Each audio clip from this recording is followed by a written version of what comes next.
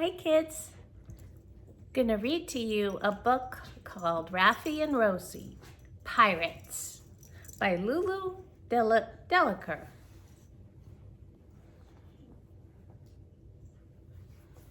Who doesn't love a good pirate book?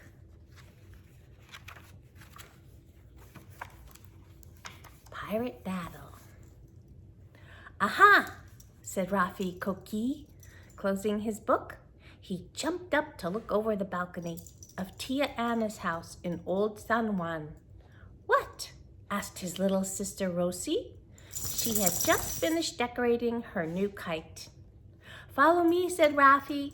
He picked up his pirate hat, his pirate flag, his fake sword, 2 long sticks, and a tube of Rosi's glitter. He had a plan. Help me fly my kite, said Rosi. Ahorita, said Rafi. Later.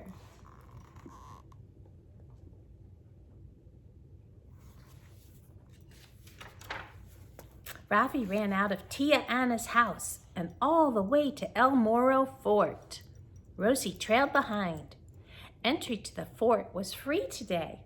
Rafi got to the very top of the fort and climbed onto a pile of cannonballs. Look at the ocean, said Rafi. That's where Pirate Cofresi held a big battle. Rosi rolled her eyes. I want to fly my kite, she said. But, said Rafi, Pirate Cofresi was... I don't care about pirates, said Rosi.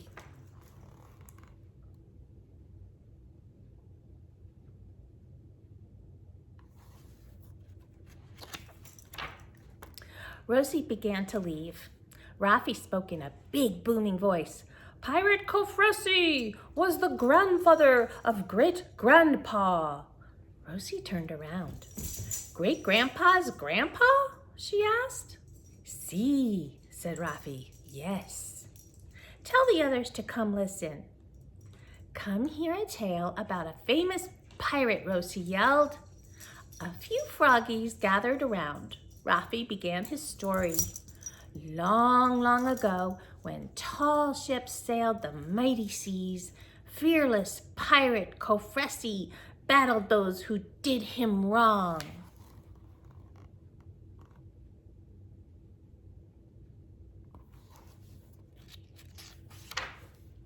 The crowd grew and grew. Rafi grabbed his long sticks and tossed them in the air. 2 froggies caught them and joined Rafi in a make-believe pirate battle. The froggies made their t-shirts into pirate bandanas to wrap around their heads.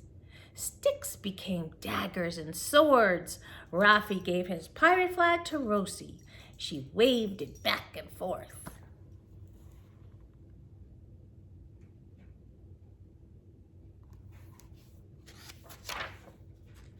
I see an enemy ship, Rosi said. It's from Denmark, said Rafi. Let's climb on board and look for silver and gold. We'll take all the loot with us. The pirates jumped from the pile of cannonballs to the cannon, and from the cannon back to the pile of cannonballs.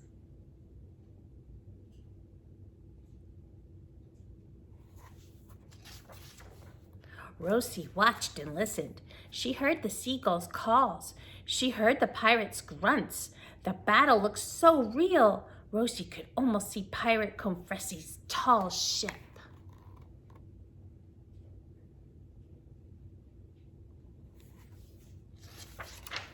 From deep within this battle, Rafi threw his hat to Rosi. Grab it, he yelled. Rosi dropped the flag to catch the hat. What should we do with all the loot, Rafi asked. Shall we give some to the poor? Yes, replied Rosi. Yes, agreed the other pirates.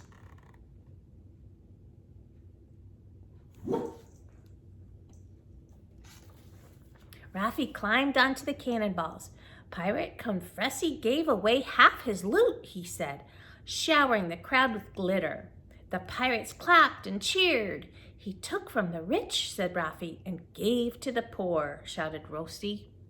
Above the noise of the crowd, a sharp whistle blew. Rafi and Rosi saw an angry guard headed their way. The guard blew the whistle again and again.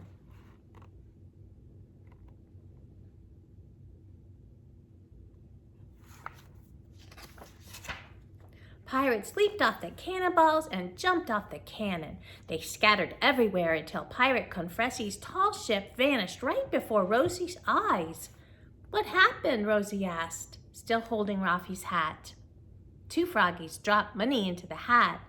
"Great tale," they said. "Gracias," said Rafi. "Thank you." He scooped up half the coins. "Here, Rosie," he said, "for you."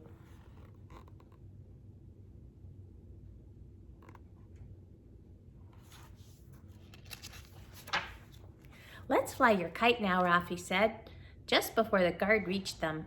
"See," said Rosie, "yes." And off they ran, out of the fort and into the open field.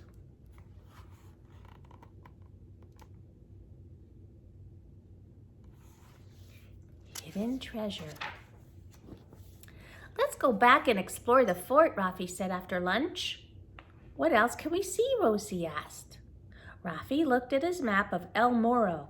"Lots more cannons," said Rafi, "and a kitchen." "A kitchen in a fort?" asked Rosie. "Of course," said Rafi. "The Spanish soldiers guarding the city had to cook food to eat." Rosie skipped all the way to the fort. Rafi trailed behind, checking his map.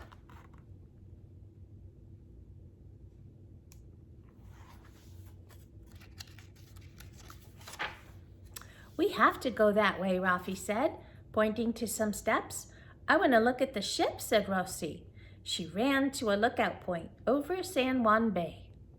Rosie closed her eyes and breathed in the salty air. When she opened her eyes again, she saw a butterfly. She tried to touch it, but it flew away.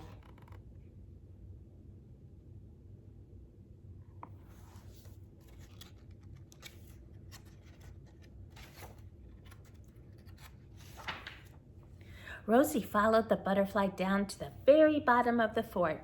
The butterfly landed on a brick inside a room built out of stone. Rosie tiptoed in. A ray of sunlight shone on the brick. Something sparkled. "Rosie, you found the kitchen," said Rafi, walking into the room. "There's something hidden in there," said Rosie. "Really?" said Rafi. "Let's check."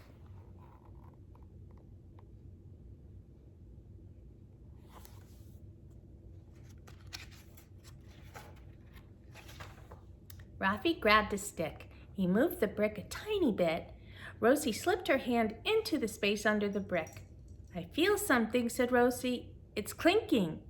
Rafi and Rosie looked at each other. "I'll loosen the brick," said Rafi. He tugged and tugged until the brick fell to the ground. A soft pouch fell too. "Wow!" Rosie and Rafi shouted.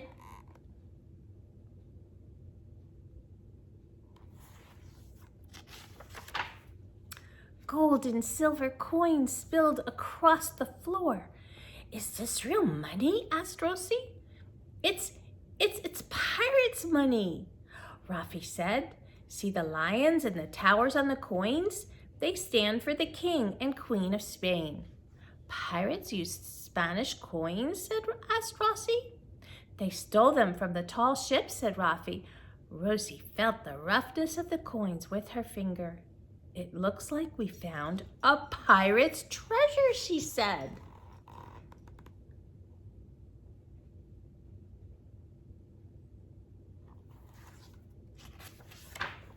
"What will we do with the money?" asked Rosie.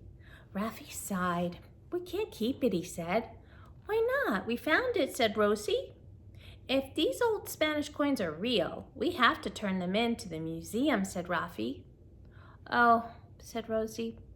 "Can't you keep just one coin for your collection of pirate stuff?" "I don't know," said Rafi. "Let's show the coins to the museum expert." "Maybe the expert will let you keep one," said Rosie.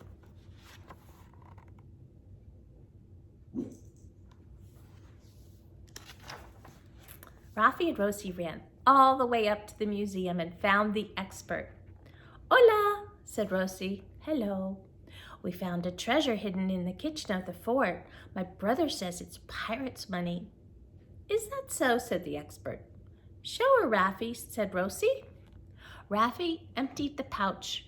Oh my, said the expert, examining each coin. These are real, she said.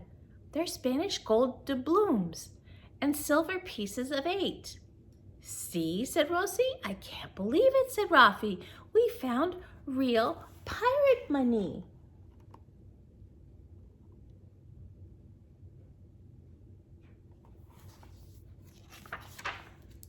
Could my brother keep one? Begged Rosi.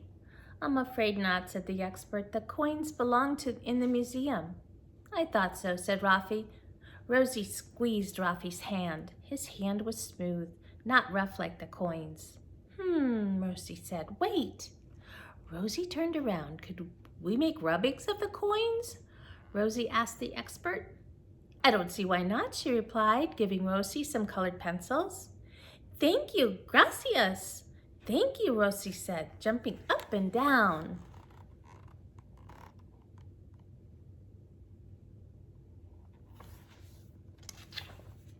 Rafi and Rosi rubbed their pencils over each gold and silver coin until every little detail showed.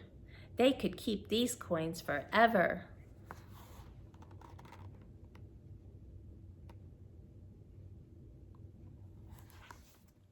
Haunted Sentry Box. It was late in the afternoon and Rafi and Rosi were still at El Moro Fort. They were playing hide and seek. I found you, yelled Rosi. Now it's my turn to hide. We need to go back to Tia Anna's, said Rafi. One last time, begged Rosi. Please. Okay, Rafi said. He closed his eyes and started to count. 1, 2, 3. Rosi looked around and found the perfect place to hide.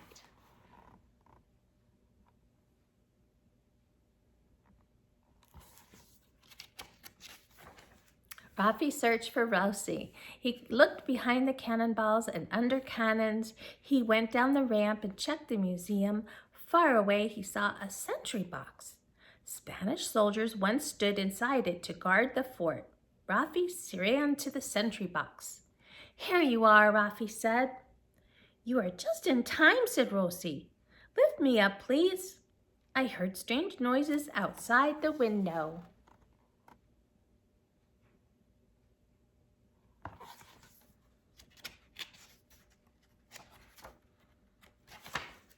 When Rafi lifted Rosi up, he saw deep grooves in the windowsill. He thought of something. Maybe the noises are coming from the giant sea monster, said Rafi. What giant sea monster? Asked Rosi. The one that did this, said Rafi, pointing to the grooves. You're making that up, yelled Rosi. She was upset. Rafi had tried to scare her. So Rosi made up her own story.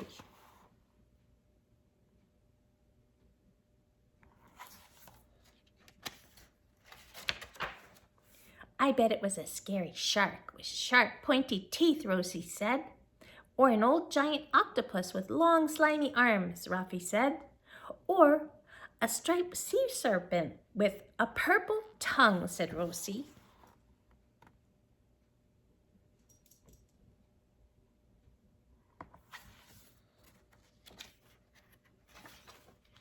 Rosi heard the noises again. They sounded like sad squeaks. What is it? She asked, worried. Rafi ran to the other window. Who's there? He shouted. Shrill sounds rose up from the darkness below. Rafi was puzzled. He checked his map of the fort. Oh no, he said. We're in the haunted sentry box. What? Said Rosi. It seems that long ago a guard disappeared from here, said Rafi.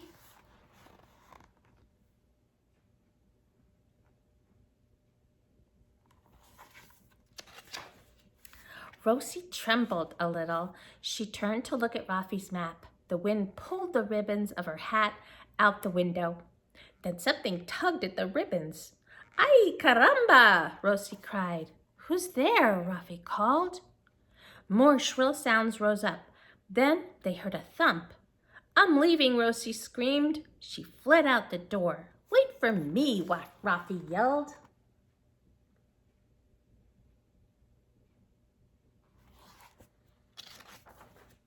Outside, Rosi started to cry. It's okay, said Rafi. We'll go to Tia Anna's house now.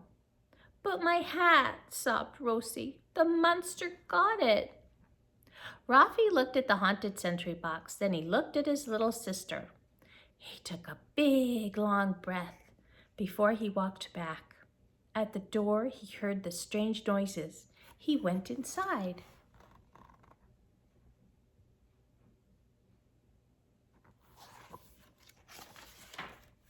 Rosi's hat hung from the windowsill. It wiggled now and then. Rafi held his breath, closed his eyes, grabbed the hat, and pulled hard. He fell back onto the floor. Ouch, he cried. Frightened mice dangled from the ribbons of the hat. They scurried away, vanishing into the cracks in the walls of the sentry box. Rafi snatched Rosi's hat and raced back to her.